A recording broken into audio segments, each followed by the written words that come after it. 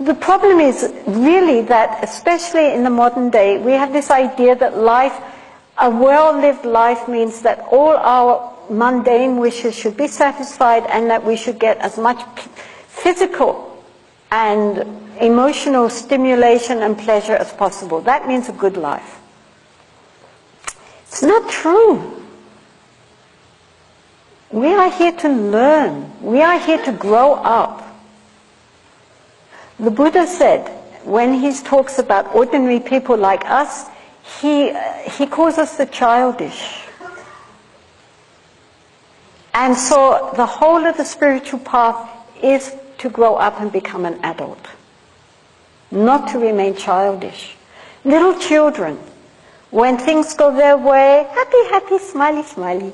The minute anything goes wrong, they don't know how to deal with their emotions. They're screaming and shouting, and it's like somebody's pulling them apart with red-hot pinchers. But it's only because they dropped their sweet on the ground.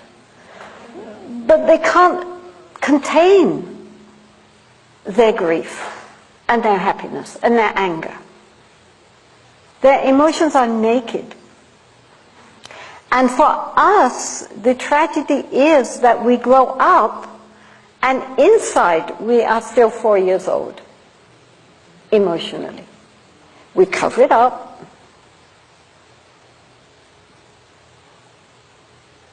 The word persona, from which we get personality as well as the idea of persona, means a mask. It's always a mask which was used in Rome and in Greece, as the actors didn't show their faces, they wore big masks to symbolize the character that they were playing. So it was the mask behind which the actor hid. It was the mask which they showed to the world on the stage.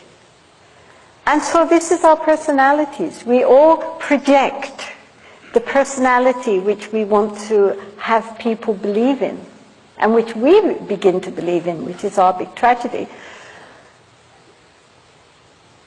But inside, however outwardly sophisticated we might think we are, inwardly there is this little child.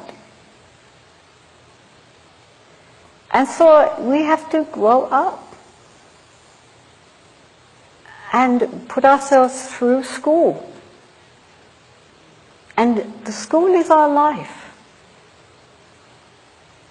Life is teaching us lessons all the time, and whether or not we learn those lessons or whether we have to go back and do that year again, it depends on us.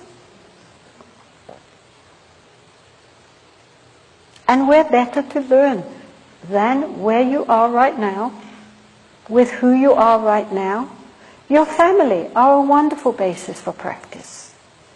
Your workplace, your colleagues, your friends, your activities, all of them. Everything we can learn. You know, even just to think of others.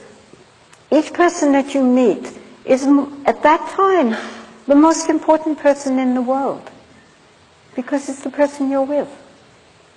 His Holiness the Dalai Lama is wonderful at this. You know, everybody who meets him, even if just for a second, feels transformed, because in that moment they know that he's completely just looking at them. And when he takes their hand and looks in their eyes, they know that in that moment, even just for that second, only they exist for him. With kindness. Totally non-judgmental, but seeing the person, not the persona. So you see all these politicians and churchmen looking very embarrassed. Why is this smiling? Because he's not relating to them as cardinal this or the president of that. He's looking at the person behind all that with love and compassion and total open acceptance. Each of us can do this, When we meet somebody, in our mind, our first thought should be, may you be happy.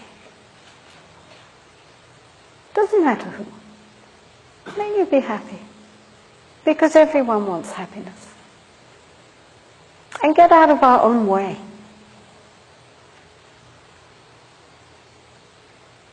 So therefore, our daily life, our families, our children, our relationships, our workplace, our colleagues, our friends, people, our neighbors, people we like, people we have problems with, all of them are helpers on the path.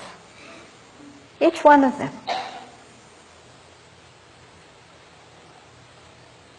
Every breath we take is a practice. Nobody can say, I have no time to practice.